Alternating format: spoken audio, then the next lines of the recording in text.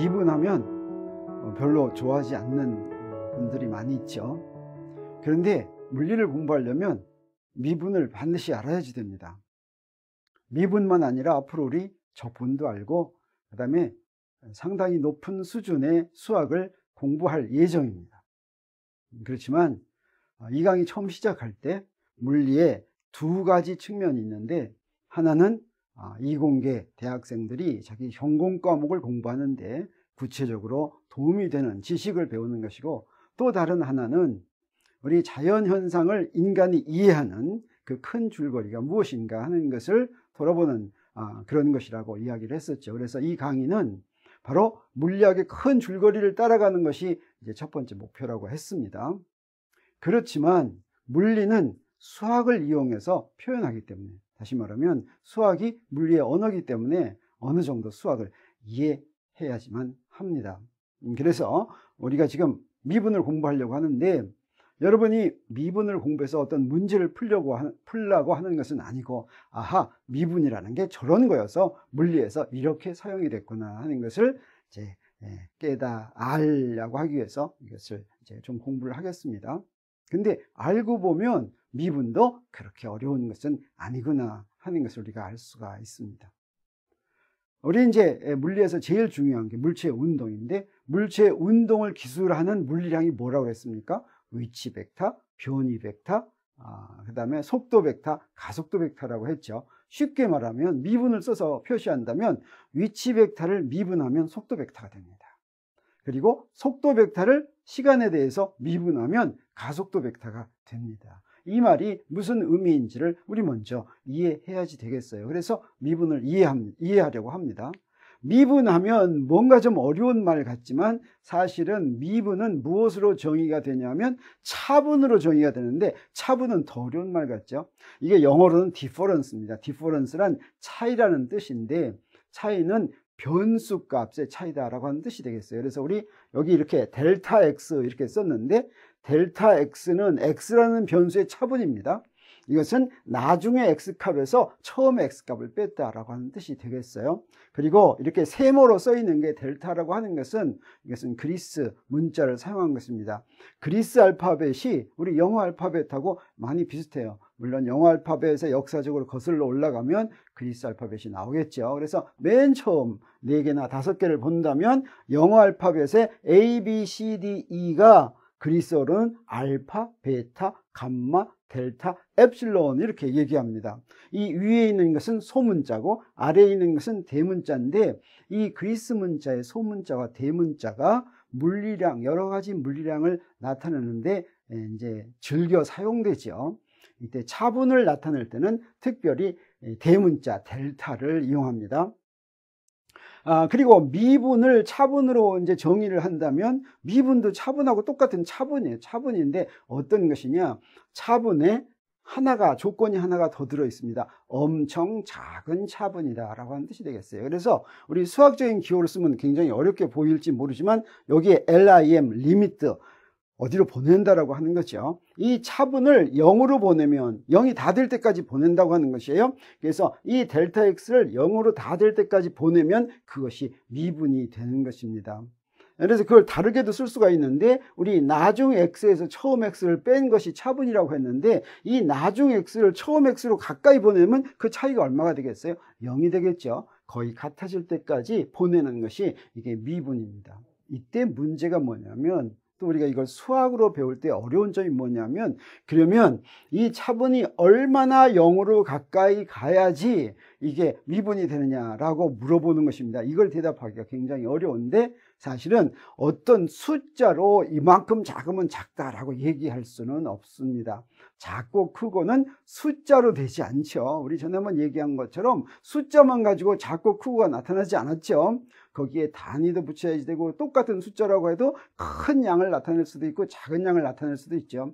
그러면 미분을 구분하는 기준은 뭐냐면, 어떤 차분인데 그 차분을 제곱했을 때 없는 것이나 마찬가지면, 제곱했을 때 무시할 수 있으면, 제곱했을 때 0이라고 놓을 수 있으면 그것은 미분이다라고 얘기합니다. 그것이 바로 미분의 정의가 되겠어요. 그래서 언제든지 미분의 제곱이 들어가면 그냥 0으로 보내면 되겠어요.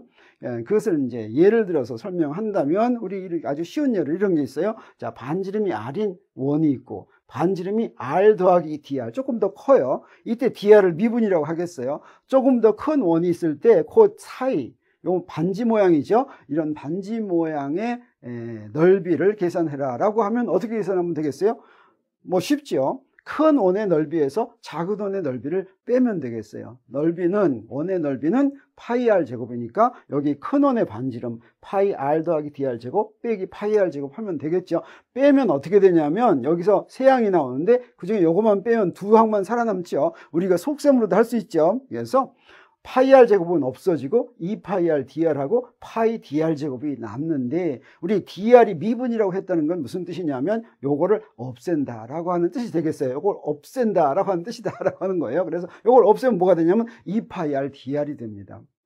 그래서 요 부분의 넓이는 2파이 R DR이라고 하면 되는데, 엄격하게 말하면 옳지가 않겠죠. 얼마만큼의 오차냐면 요만큼이 다른 겁니다. 요만큼.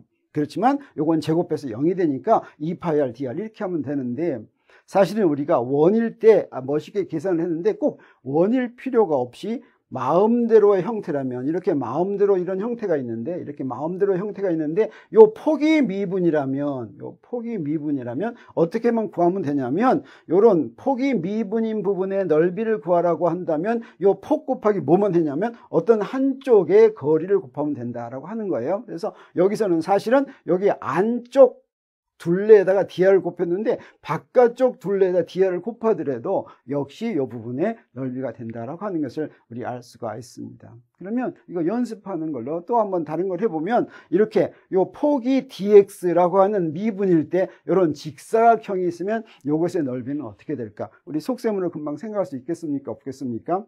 자, 여기 안쪽이 더 쉽겠죠? 안쪽에 둘레를 하면 2a 더하기 b가 되겠죠? 이 2a 더하기 b에다가 여기 폭만 이렇게 곱하면 넓이가 된다라고 하는 거예요. 자, 그러면 그거의 차이가 얼마만큼이냐면 요만큼, 정확히 하면 요만큼 차이가 나는데, 이거 미분의 제곱이니까 그냥 없는 걸로 친다라고 하는 뜻입니다.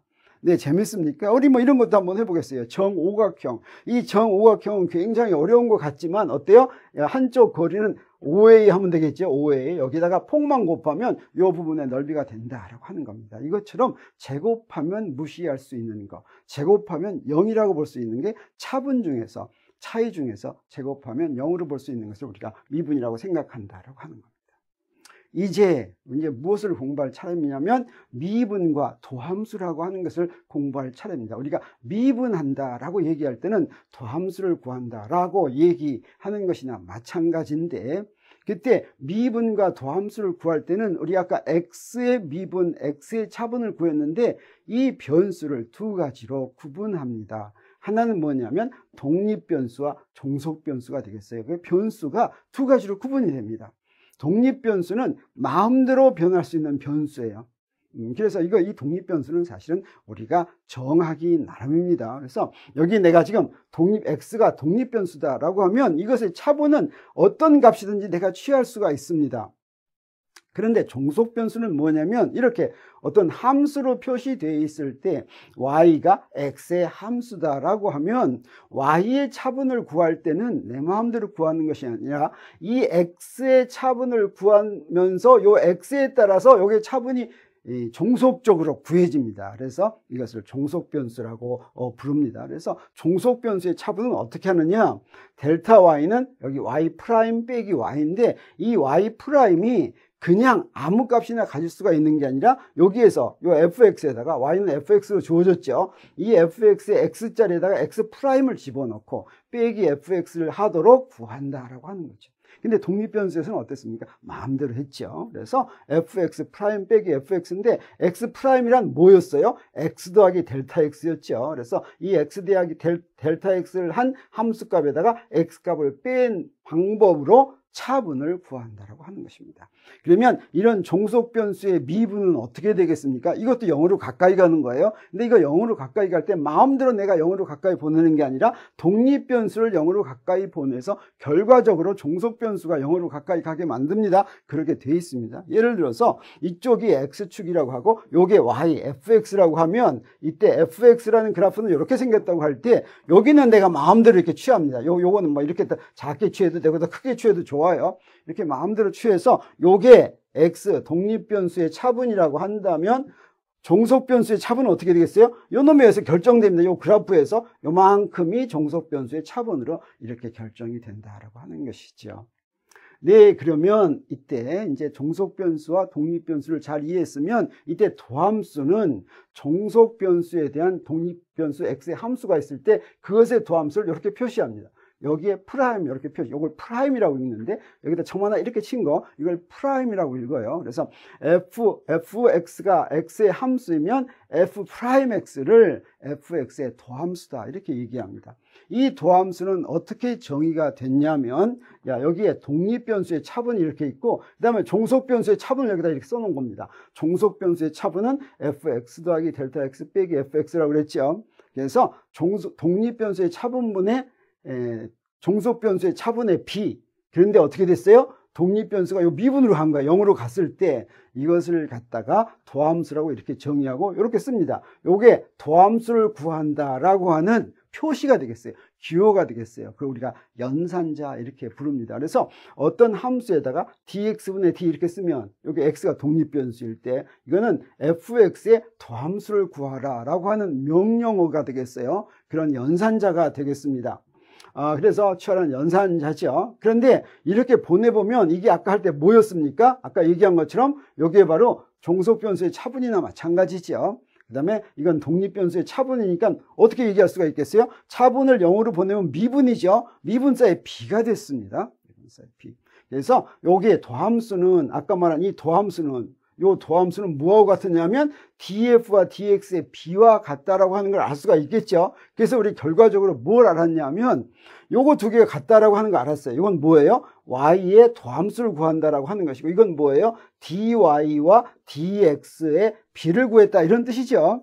그러니까 보니까 아주 그럴듯합니다.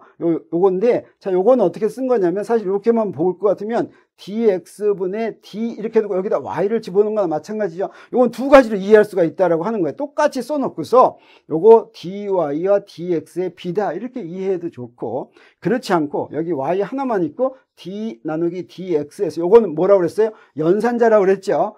도함수를 구하라는 명령이라고 그랬죠. 그와 같다 이렇게 표시할 수도 있다라고 하는 것입니다. 근데 요건 뭐하고 같다라고 했냐면 f'x 또는 y'x라고 했으니까 우리 무엇을 구할 수 있냐면 여기서부터 dy는 다시 말하면 종속변수의 미분은 뭐예요? 여기에 도함수에다가 독립변수의 미분을 곱한 것으로 구할 수 있다라고 하는 걸 우리가 알 수가 있겠습니다. 그러면 우리 도함수 구하는 연습을 해보도록 하겠어요. 어떤 함수가 있으면 도함수가 무엇인지 잘 정의가 됐죠. 그래서 우리 한번 연습하겠습니다. 예를 들어서 이런 함수가 있다고 그래요. 자, 이 함수는 굉장히 좋은 함수입니다. 왜냐하면 어떤 함수든지 이런 꼴의 함수로 표시할 수가 있습니다. 어떤 함수든지. 그래서 가장 기본이 되는 함수라고 할 수가 있겠어요. 그래서 x의 n승이라고 주어진 이런 함수가 있다면 이런 함수의 도함수는 어떻게 되냐면 결론으로 말하면 우리 다 구하는데 우리 차근차근 하려고 하는데 요거의 도함수를 구하면 요건 뭐가 되냐면 n 곱하기 x의 n-1 이렇게 돼요. 우리 이런 거 고등학교 때 배운 생각이 나는지도 모르겠어요. 그래서 x n승을 미분하면 그 미분한 것은 또는 도함수는 n 곱하기 x n-1승이 된다라고 하는 거 우리가 아는지도 모르겠어요. 자, 그걸 바로 증명하기는 어려우니까 차근차근 한번 해보도록 하겠어요. n이 1일 때를 먼저 해보도록 하겠어요. n이 1일 때 정의에서 어떻게 하냐면 먼저 뭘 구해요? df를 구해요. x 플러스 dx를 대입하고 fx를 빼요. 그래서 x 플러스 dx를 대입하고 x를 빼면 dx만 남죠. 근데 dx를 나눴더니 1이 됐습니다. 그래서 그냥 x일 때는 더함수가 1이다 라고 하는 것을 우리가 알 수가 있겠습니다. x제곱일 때는 어떻게 하면 되겠어요? 여기다 이렇게 집어넣으면 되겠어요. 그래서 x 플러스 dx 제곱하면 이제 이렇게 되는데 이렇게 되는데 이 중에서 요건 뺐으니까 없어졌고 요건 뭐예요? 미분의 제곱이니까 없어졌으니까 뭐만 남았습니까? 2x dx만 남았죠. 그래서 이걸 dx로 나누니까 더함수는 2x다. 그래서 x제곱의 더함수는 2x다. 뭐 이런 거 우리가 알 수가 있겠습니다. x의 3승 똑같은 방법을 했어요. 그랬더니 쫙 해서 빼서 뭐가 나옵니까? 3x 제곱이 나온다. 뭐 이런 거 알 수가 있겠죠. 그래서 x의 n승일 때는 여러분 잘 들여다보면 아까는 식으로 쭉쭉 나갔어요. 그래서 뭐가 되냐면 n 곱하기 x n-1이 된다라고 하는 것을 우리 쉽게 증명할 수가 있었죠. 있죠? 네. 그러면 이걸 이용해서 무엇이든지 할 수가 있는데, 그중에서 제일 재미있는 게 뭐가 있냐면, 여기 지수함수, 코사인 함수, 사인이라는 함수. 요거 보면 사실은 지수함수와 사인 함수와 코사인 함수는 어떻게 정의되어 있냐면, 바로 xn들로 정의가 되어 있습니다. 그래서 어떤 함수든지 이런 식으로 정의할 수가 있는데, 이 지수함수와 코사인 함수와 사인 함수는 외우기가 굉장히 쉬운 걸로 되어 있어요. 어떻게 해서 이런 걸로 되어 있는지는 우리 수학 시간에도 배울 수가 있고 나중에 우리도 할 수가 있겠지만 그냥 이거 이런 게 있구나 하고 보고 지나가면 좋습니다. 그래서 2의 x는 무한수열, 무한급수라고 하죠. 무한이 많이 더한 겁니다. 뭘 더했냐면 1 더하기 x 더하기 2 팩토리얼 분의, 이 팩토리얼은 뭔 줄 알죠? 여기 n 팩토리얼이란 n 곱하기 n-1 곱하기 쭉 해서 언제까지? 1까지 곱한 거예요. 자, 2 팩토리얼 분의 x제곱 더하기 3 팩토리얼 x 3승 이런 겁니다. 근데 코사인 x는 뭐만 뺐냐면 여기에 1하고 짝수항만 쫙 있습니다. 여기 2 팩토리얼, 4 팩토리얼은 다 똑같아요. 그 다음에 번갈라 마이너스가 있어요. 자, 이렇게 한 거고, 사인 x는 x부터 시작해가지고 똑같이 그런 식으로 되어 있어요. 그래서 사인 x는 x 빼기 3 팩토리얼 분의 x 3승 더하기 5 팩토리얼 분의 x 5승 뭐 이런 식으로 되어 있는데 외우기 쉽죠? 그러면 이것을 한번 미분을 한다고 하면 어떻게 될까? 이걸 미분하면 우리 요런 항들을 미분하는 거 어떻게 하는지 알았어요. 요거 미분하면 0이 되죠. 요거. 그 다음에 요거 미분하면 뭐가 됩니까? 1 되죠. 요거 미분하면 어떻게 됩니까? 요거 하나 빠졌죠. 그래서 x가 돼요. 그래서 요거 미분하면 1 되고 x 되고 2 팩토리얼 분의 x 제곱 되고 되는데 어떻게 해요? 미분해도 어때요? 원래 똑같은 게 나오죠. 그래서 2의 x를 미분하면 2의 x 똑같은 게 된다라고 하는 걸 알 수가 있습니다. 그리고 코사인 x 미분하면 여러분 한번 해보세요. 똑같은 거 하면 이 모양이 뭐가 되냐면 사인 x. 근데 앞에 마이너스가 붙었어요. 마이너스 사인 x가 됩니다. 마찬가지로 사인 x를 미분하면 코사인 x가 된다라고 하는 것을 우리가 알 수가 있습니다. 자, 이런 미분과 더함수 구하는 걸 우리가 이제 앞으로 적용하려고 하는데 마지막으로 한 가지만 더 알고 지나갔으면 좋겠어요. 그게 뭐냐면 두 개의 함수가 있으면 두 개의 함수 곱한 놈을 미분하면 어떻게 될까 하는 것인데, 결과를 얘기하면 어떻게 되냐면 앞에 걸 먼저 미분하고 뒤에 거 그대로 써줍니다. 그 다음에 앞에 거 그대로 써주고 뒤에 걸 미분해서 더해주는 거. 이게 곱함수의 더함수를 구하는 방법이에요. 여러분 이미 알고 있거나 또는 기억하고 있는 사람도 있을지 모르겠지만 혹시 모르고 있거나 또는 잊어버렸으면 앞으로 이거 우리가 이용할 텐데, 이렇게 곱함수의 더함수를 이런 식으로 구하는 걸 뭐라고 그러냐면 프로덕트 룰이라고 이야기해요. 이거 우리가 증명할 수 있습니다. 무엇으로 증명하냐면 정의로 증명해요. 더함수의 정의로. 자, 이런 함수가 있으면 요거의 더함수는 어떻게 구하겠어요? dx분의 df 하면 되죠. df는 어떻게 구하는 거예요? df는 f에다가 이렇게, df는 f에다가 x 더하기 dx를 집어넣고 fx를 뺀 거죠. 근데 요거 두 개니까 어떻게 하면 되겠어요? 여기 u에다가도 x 플러스 dx, v에다가도 x 플러스 dx를 집어넣고 요거 빼주면 되죠.